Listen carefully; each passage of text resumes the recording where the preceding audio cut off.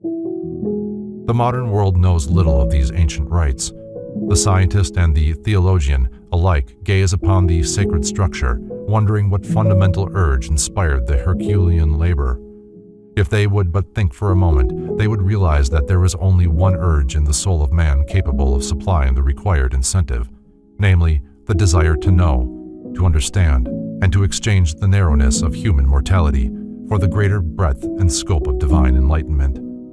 So men say of the Great Pyramid that it is the most perfect building in the world, the source of weights and measures, the original Noah's Ark, the origin of languages, alphabets, and scales of temperature and humidity. Few realize, however, that it is the gateway to the eternal.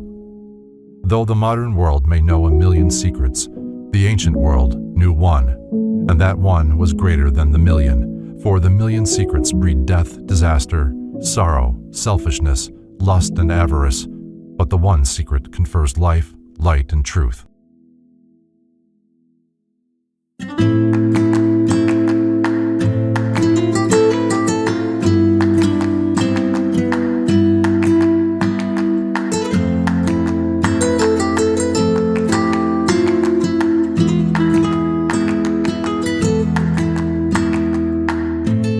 It's fitting that some of the best tobacco blends known to man are sold under the moniker Esoterica. Most of these blends are riffing on that ancient classic, the Balkan Sobrani, who Joe Sieve of Smoker's Haven brought back with him from Britain to America during the age of the last World War.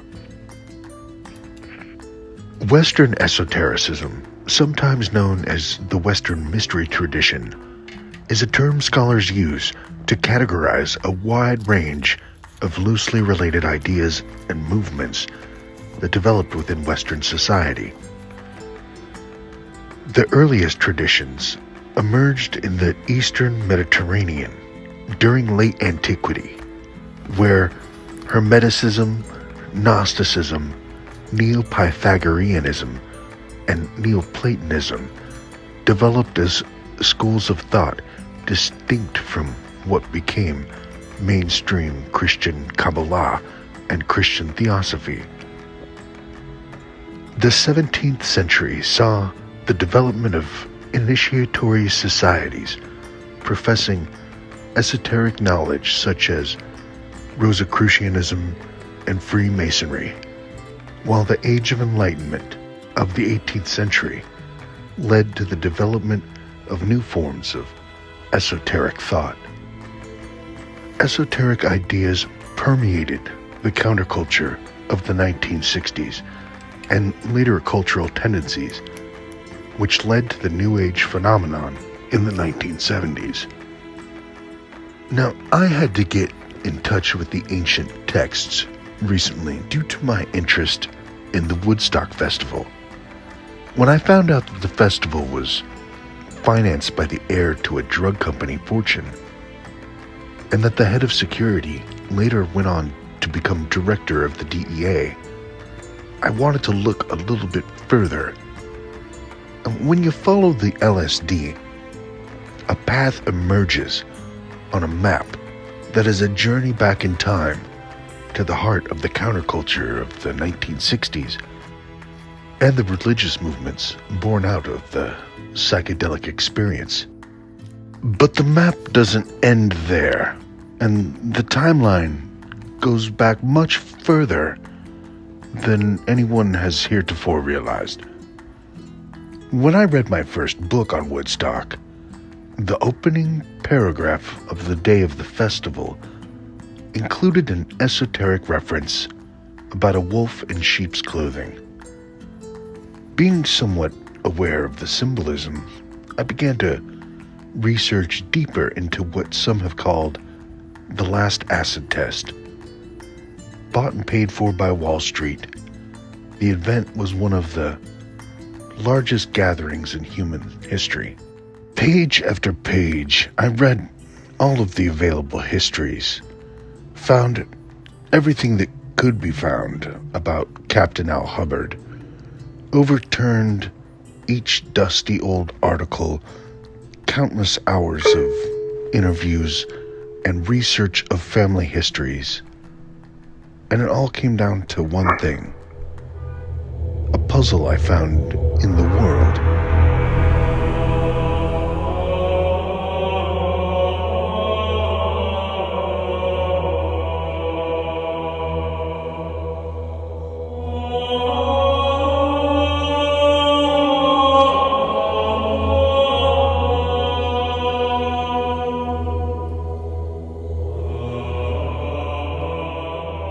Once I discovered that it was indeed a puzzle, the solving of it was not difficult.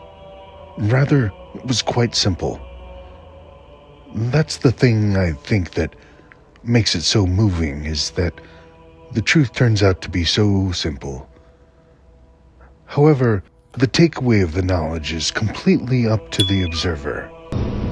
Well, if you can't describe what you were doing with acid before, can you describe what was different about what the Kesey outfit was doing with it? Well, it was magic. It took you into a place that was like the descriptions in the books by the Rosicrucians and the Freemasons, and it made sense of all the different occult things that I'd read. It was the introduction to magic. It was a pathway to another place, and it seemed to give you access to mental powers that were written about and talked about, both amongst the Hindus and amongst the ancient alchemists and magicians. And seemed to go direct, give you the access to those things. It was like a tool to work on the consciousness. So what Ken Kesey was doing at his acid tests in small town America was, to quote Owsley Stanley, magic. It took you into a place like the descriptions by the books of the Rosicrucians and the Freemasons, and it made sense of all the different occult things that he had read. It was the introduction to magic, Owsley said. It was a pathway to another place, and it seemed to give you access to powers that were written about and talked about, and it seemed to go direct and give you access to those things. It was like a tool to work on the consciousness.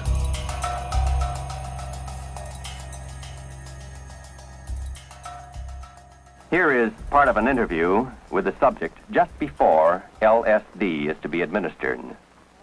My husband is an employee here at the VA, and he told me that they were looking for normal people, and I volunteered.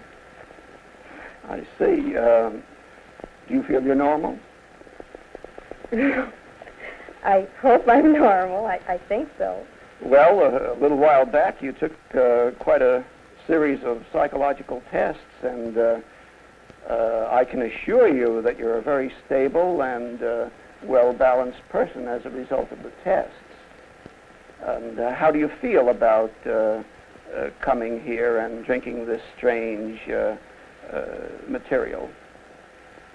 I'm a little nervous, perhaps. Well, I think that's normal. Well, I think it's time for you to have your lysergic acid. Drink this down, and we'll be back after a while and see how you're doing. This is a glass of water, colorless, tasteless. It contains 100 gamma of LSD-25, 1/10 of a milligram, the equivalent of 1/600th of a grain. An ounce of this material will make 150,000 such doses. Let us observe the effect some 3 hours later.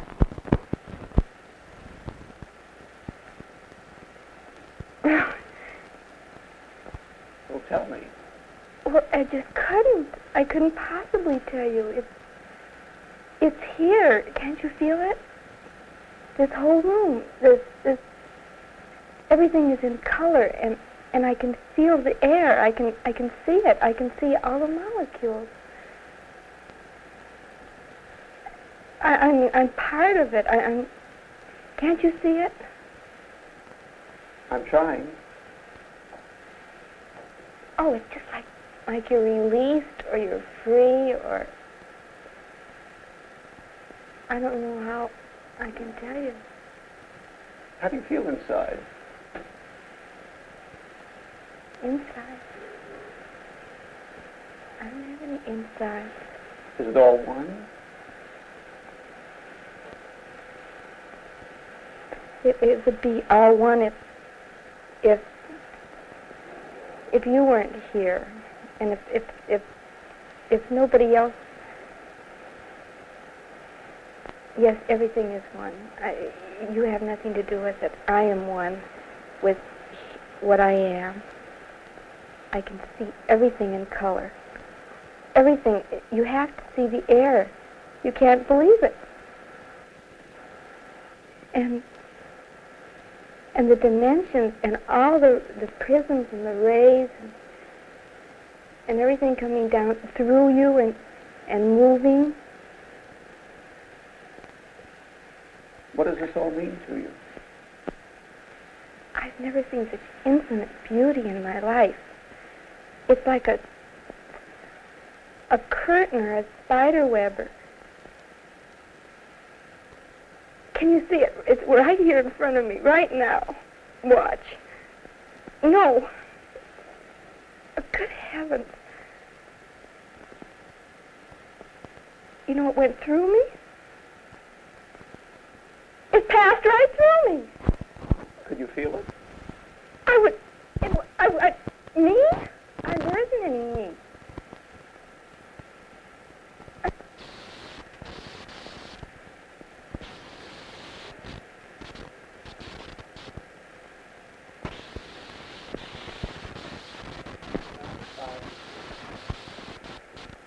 Is all this pleasant or unpleasant?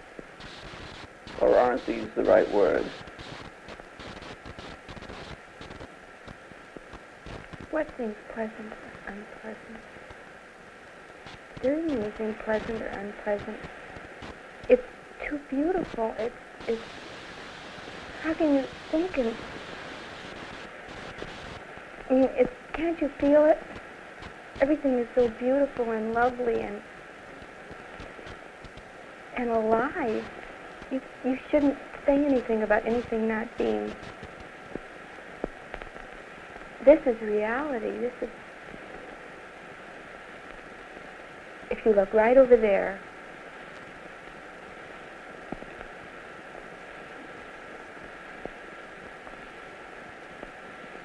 are you looking? Can you? Yes, what should I see?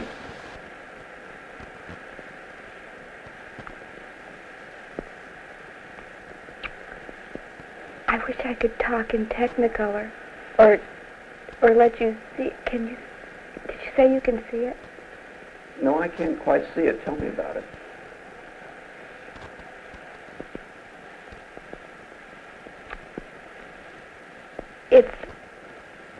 I can't tell you about it. If you can't see it, then you'll just never know it. I feel sorry for you.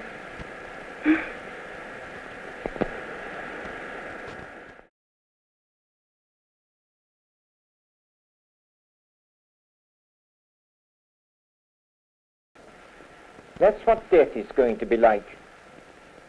And oh, what fun it will be. How do you mean that? Well, I mean that there are the colors and the beauties, the designs, the beautiful way things appear. People themselves, dull people, but I thought dull, appear fascinating, interesting, mysterious, wonderful. But that's only the beginning. A man was saying it this afternoon who was taking it. Suddenly you notice that there aren't these separations, that we're not on a separate island shouting across to somebody else and trying to hear what they're saying and misunderstanding them. You know, you use the word yourself, empathy.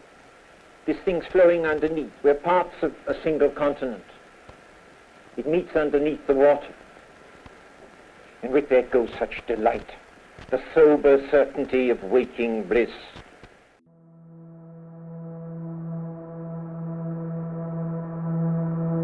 The eighth book.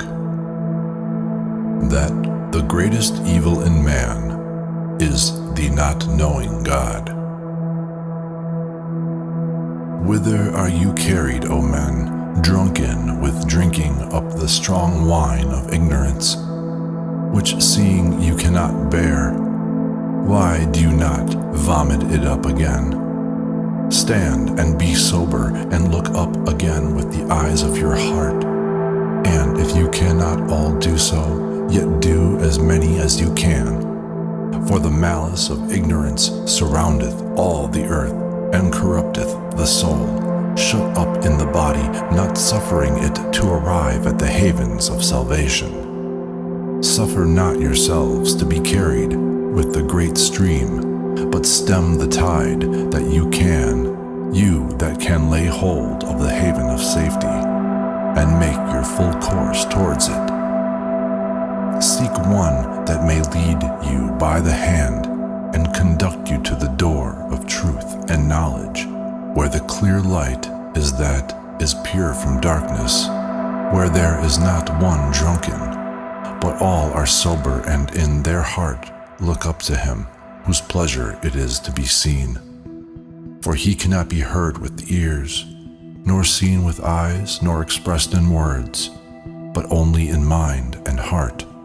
But first thou must tear to pieces and break through the garment thou wearest, the web of ignorance, the foundation of all mischief, the bond of corruption, the dark coverture, the living death, the sensible carcass, the sepulchre, carried about with us, the domestical thief which in what he loves us, hates us, envies us. Such is the hurtful apparel, herewith thou art clothed, which draws and pulls thee downward by its own self, lest looking up and seeing the beauty of truth, and the good that is reposed therein, thou shouldest hate the wickedness of this garment, and understand the traps and ambushes which it hath laid for thee. Therefore doth it labor to make good those things that seem and are by the senses, judged and determined, and the things that are truly it hides, and envelopeth in such manner, filling what it presents unto thee with hateful pleasure, that thou canst neither hear what thou shouldst hear, nor see what thou shouldst see.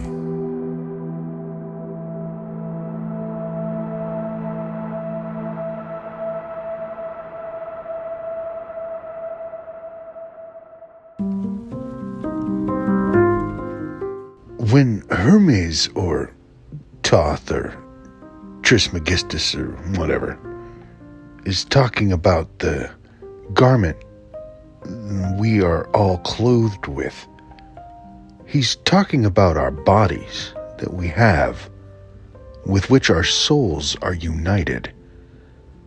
The lives that we wear around town here in space-time. Plato called the body the sepulchre of the soul.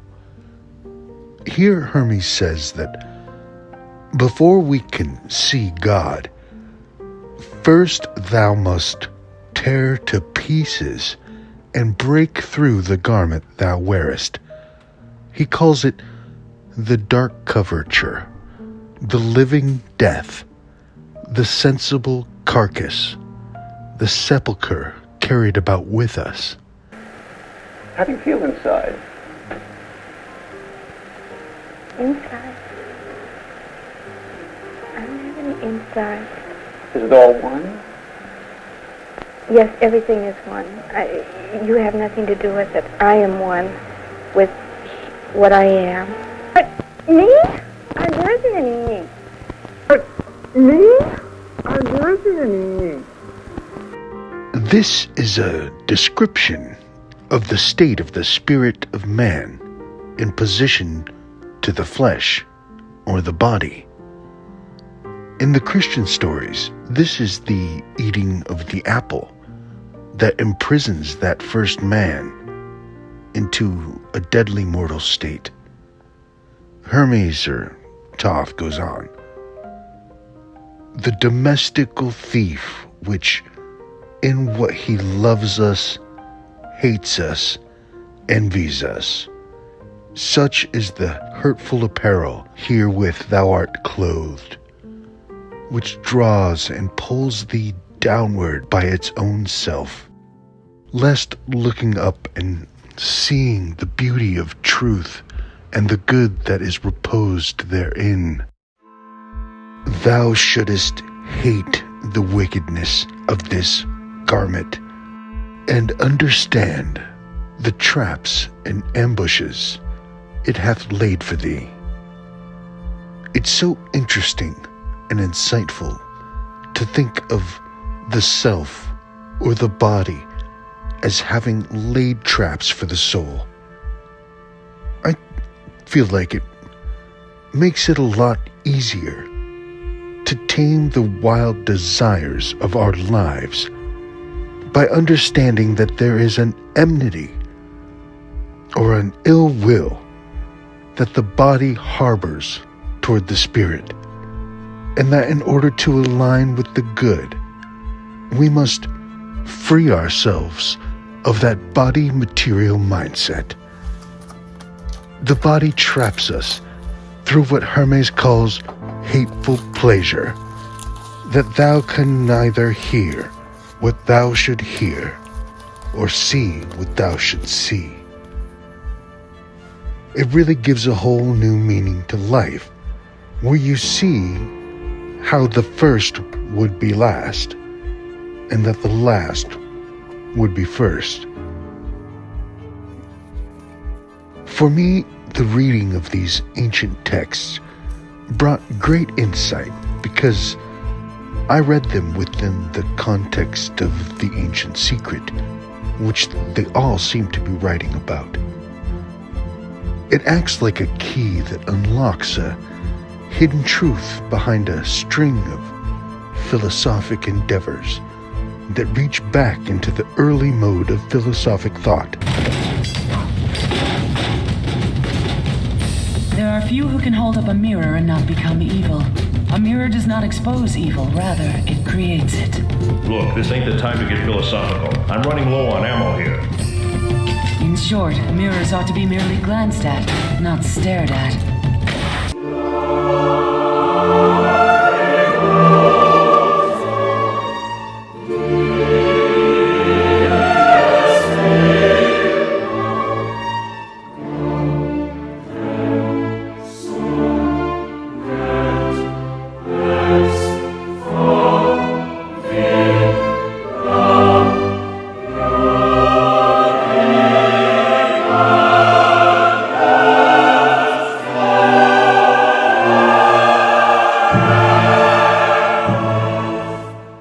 This is a pyramidion. Some people call it a capstone. It is meant to be the crowning stone of the pyramid, but it has a deeper symbolic meaning. The ancients referred to it as the Benben stone. In the ancient pyramid texts, the god Atum is referred to as mound, arising out of the primordial waters of creation. So in a sense, the Benben stone is what the ancients viewed as the source of all creation. Basically, everything that you see, including yourself. So whenever you see a pyramidion or capstone on an obelisk or pyramid, what you're seeing is a symbol that hides a deeper message. What the creator of the artwork is hiding in plain sight is the Benben stone, aka the source of the creation of the universe. The ancient texts tell all about how the deeper truths of their philosophies were not written down, lest they be discovered by the profane. That's you and I. They hid their deep truths in symbols, they wrote, and symbolism. The capstone of the pyramid is like this. To the passing observer, it appears as an adornment or decoration. the crown jewel of the great structure.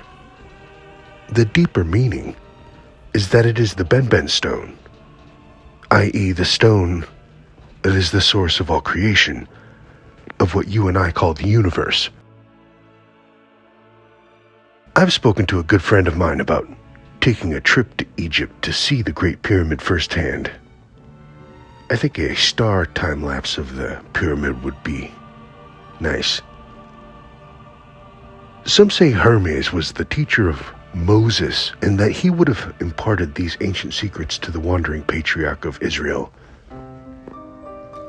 They say that before an initiate was told the ancient secret, he would have been fed an elixir of possibly some kind of ergot mold extract, much like what LSD is synthesizing, and that would open the mind to another dimension. There in the dark of the subterranean cave of the Great Pyramid, the wandering acolyte would choose different gates and paths that would lead around in circles until the initiate chose the correct gate, which led into the heart of the pyramid, in the room of the sepulchre. Laying down inside, the acolyte would be told that they were dead, and that it was this death that would allow them to finally see God. After that, they would show you the secret of the pyramid, which is the true identity of the Benben stone. Is the Pyramidion of Amenemhat III. This is a Pyramidion made of basalt, a type of stone, and it would be a capstone on top of a pyramid. This was located in Hawara, Egypt. Now, the Pyramidion is considered a pyramidal-shaped stone representing the Benben. The Benben is a fictional representation of the primordial mountain that emerged out of the ocean at the creation of the world by the god Atum. Now, here you can see it's decorated. This is all carved into it, like a sunken relief. So what we have here is that it's decorated a solar disc here on top, and on each side you have two flanking cobras with outstretched wings, and this is a sign of protection. Just below you have two eyes, and this is inferring to see, and below this is the word beauty, Nefer, but Neferu, meaning plural, means beauty. And below here is the famous sun disk of Ra, which I put a 2 over. So how would you read this? Is seeing the beauty of Ra. It's perfectly, the early researchers said this is like a mirror, this polished stone, and this is a representation, of course, of the top of the pyramid.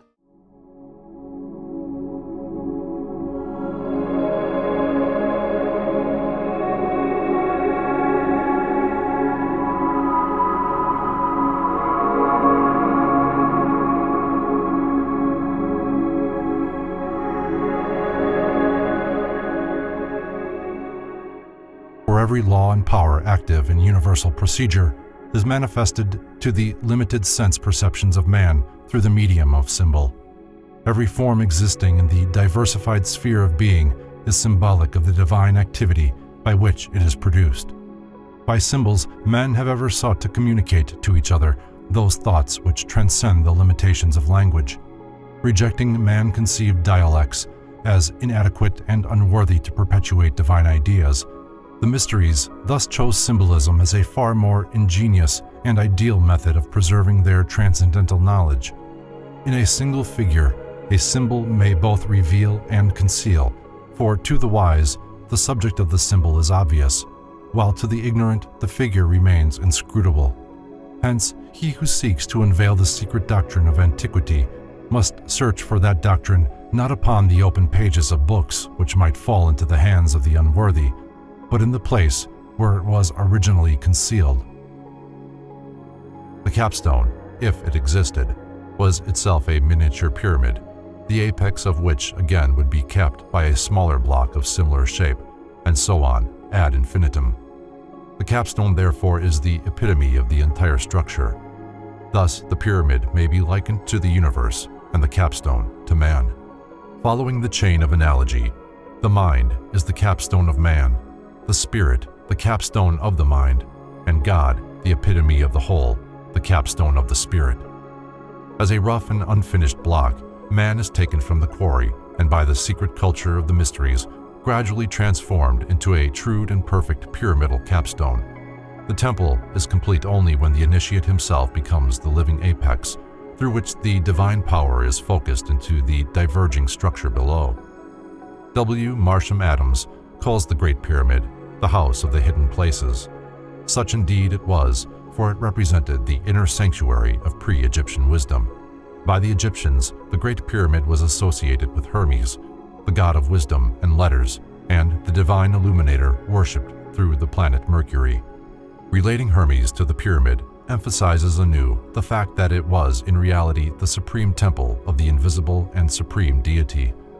The Great Pyramid was not a lighthouse, an observatory, or a tomb, but the first temple of the mysteries, the first structure erected as a repository for those secret truths which are the certain foundation of all arts and sciences.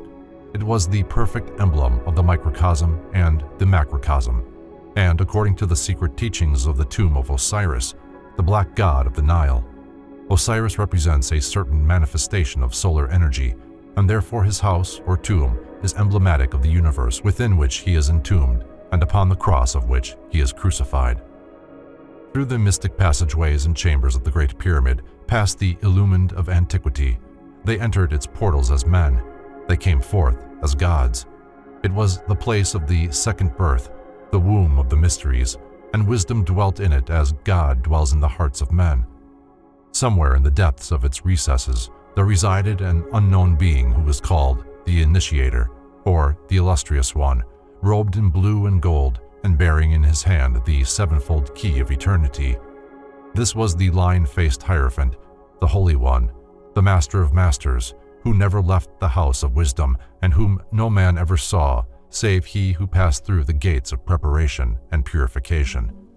It was in these chambers that Plato, he of the broad brow, came face to face with the wisdom of the ages, personified in the master of the hidden house. Who was the master dwelling in the mighty pyramid, the many rooms of which signified the worlds in space, the master whom none might behold save those who had been born again? He alone fully knew the secret of the pyramid, but he has departed the way of the wise, and the house is empty. The hymns of praise no longer echo in muffled tones through the chambers. The neophyte no longer passes through the elements and wanders among the seven stars. The candidate no longer receives the word of life from the lips of the Eternal One.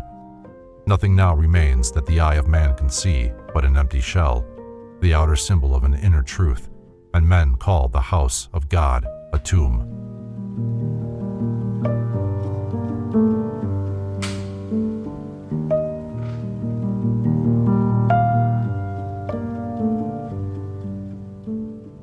The technique of the mysteries was unfolded by the sage illuminator, the master of the secret house. The power to know his guardian spirit was revealed to the new initiate.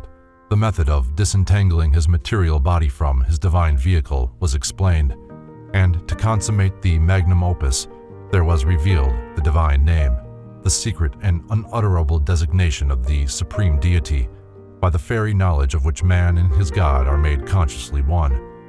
With the giving of the name, the new initiate became himself a pyramid, within the chambers of whose soul numberless other human beings might also receive spiritual enlightenment. In the king's chamber was enacted the drama of the second death. Here the candidate, after being crucified upon the cross of the solstices and the equinoxes, was buried in the great coffer. This room was a doorway between the material world and the transcendental spheres of nature.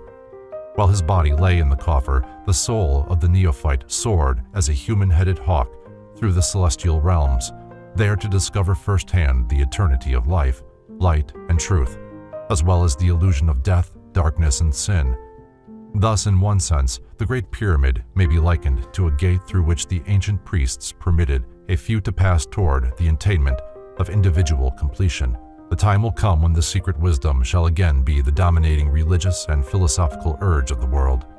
The day is at hand when the doom of dogma shall be sounded.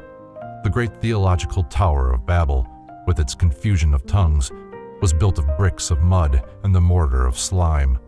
Out of the cold ashes of lifeless creeds, however, shall rise, phoenix-like, the ancient mysteries. The quantum world was unlike anything ever seen before. It's hard to overstate just how crazy this is. Bohr was effectively claiming that one can never know where the electron actually is at all until you measure it. And it's not just that you don't know where the electron is. It's weirdly as though the electron itself is everywhere at once. Bear in mind that electrons are among the commonest and most basic building blocks of reality. And yet, here's Bohr saying that only by looking do we actually conjure their position into existence. It's like there's a curtain between us and the quantum world, and behind it, there is no solid reality, just the potential for reality. Things only become real when we pull back the curtain and look. And this view, ladies and gentlemen, became known as the Copenhagen interpretation.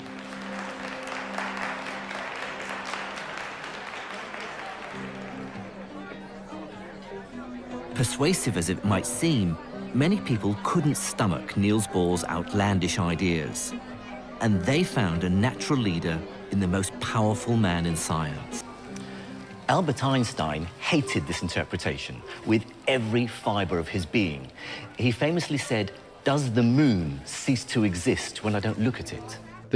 We are having our perceptions, but we've assumed that there's a pretty tight relationship between our perceptions and reality. If I look up and see the moon, then there is something that exists in space and time that matches what I perceive. And all I'm saying is that if you take evolution by natural selection seriously, then that is precluded.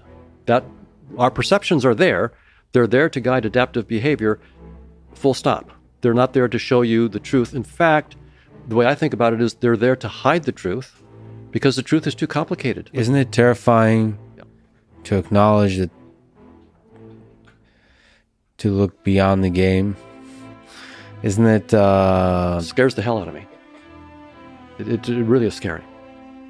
Because I'm so attached. I'm attached to this body. I'm attached to the interface.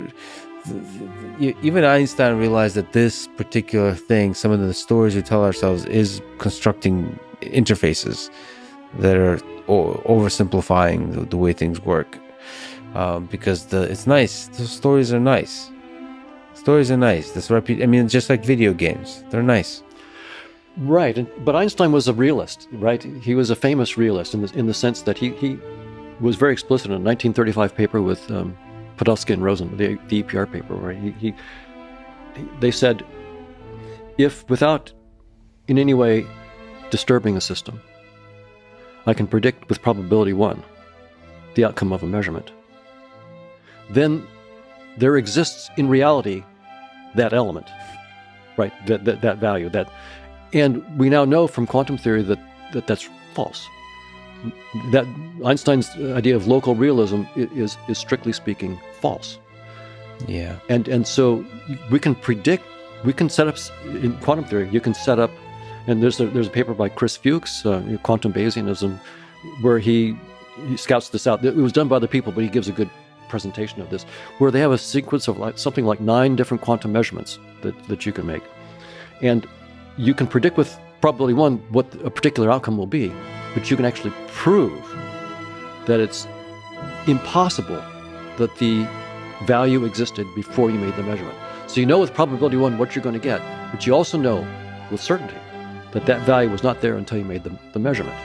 So we know from quantum theory that the act of observation is an act of fact creation. And that is built into what I'm saying with this theory of consciousness. If consciousness is fundamental, space-time itself is an act of fact creation. It's an interface that we create, consciousness creates, plus all the objects in it. So local realism is not true. Quantum theory is established that. Also, non-contextual realism is not true. And that it fits in perfectly with this idea that consciousness is fundamental. These exist as data structures when we create them. As Chris Fuchs says, the act of observation is an act of fact creation. But I must say, on a personal level, I'm having to spend a couple hours a day just sitting in meditation on this and facing the rebellion in me that goes to the core. It feels like it goes to the core of my being, rebelling against these ideas. So here it's very, very interesting for me to look at this, because here I'm a scientist and I'm a person. The science is really clear. Local realism is false. Non-contextual realism is false. Space-time is doomed. It's very, very clear. It couldn't be clearer. And my emotions rebel left and right. When I sit there and say, okay, I am not something in space and time. Something inside of me says, you're crazy. Of course you are. And I'm completely attached to it. I'm completely attached to all this stuff. I'm attached to my body. I'm attached to the headset. I'm attached to my car. I'm attached to people. I'm attached to all of it. And yet I know as an absolute fact, I'm going to walk away from all of it. I'm going to die. But it's put a new urgency, but urgency is not the right word, because it's riveted my attention. I'll put it that way.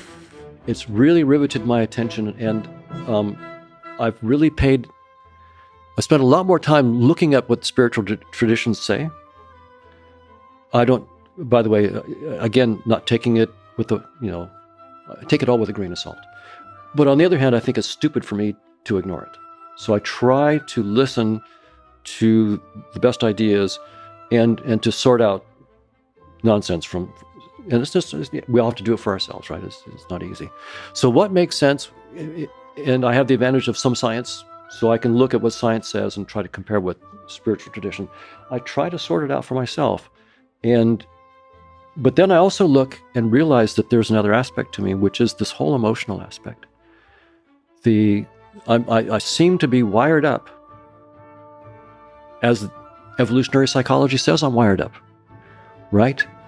All these defensive mechanisms, I'm inclined to lie if I need to. I'm inclined to be angry, to protect myself, to have an in-group and an out-group, to try to make my reputation as big as possible, to try to demean the out-group. There's all these things that evolutionary psychology is spot on. It's really brilliant about the human condition.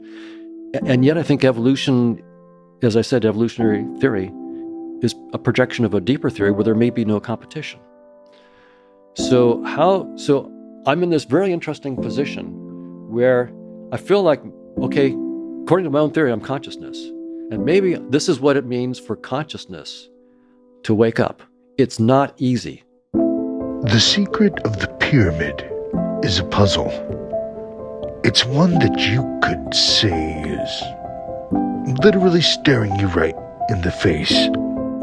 It's a letter from long ago to mark the understanding of the origins of the universe. It is the solution to the hard problem of consciousness. People say that the eye on the pyramid is the all-seeing eye. And yes, it is that. But remember, it's also the Benben stone, the source of all creation. What was it that Donald Hoffman said? That the act of observation was the act of fact creation. That would be the scientific way to tell you the secret of the pyramid. If you were a son of Father Abraham, the answer to the secret of the pyramid is the Shema. Hear, O Israel, the Lord thy God is one, with the oneness extending farther than you imagined. If you are a son or a daughter of Rabbi Saul of Tarsus, St. Paul, the answer to the secret on the pyramid is that the body is the temple of the Holy Spirit. The Pyramidion of Amenemhat III had a large inscription that said the purpose of the Pyramidion was to see the beauty of Ra. The ancients epitomized this vision by painting their eyes with dark coal. Now imagine yourself back in the ancient times of the pyramid. You're sitting down to paint your eyes. What is your mirror made out of? Not glass. It's a shiny metal, like gold. Just like the pyramidion would be gilded and shining gold, so that you might see the beauty of Ra in the mirror.